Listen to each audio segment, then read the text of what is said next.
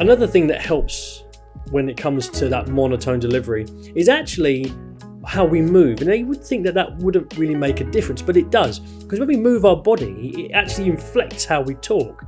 And if we're standing there talking monotone, we're reading from a script, or we're gripping the podium because we're so nervous, and we're just talking like this, and it's not very interesting, and it's boring, and nothing is going on, then people's minds will wander away, and we will have lost them.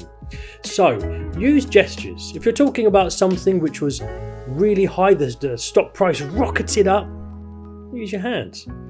You can use the way your body moves. You don't want to stand there crossed like this and I'll talk now about all the different things. It's not interesting. We have to move our bodies, and when you do realise that movement, the way we move, especially when it comes to speaking, we tend to move like this. We'll go, oh, okay, and he said this, and they were talking to them over there, and we're really only moving within the width of our body, and that isn't helpful.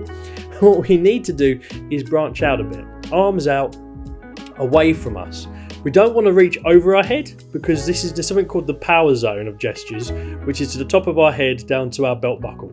Anything within that conveys authority and strength. Anything beyond that makes you look like a lunatic. So keep it within the power zone and you will be absolutely fine.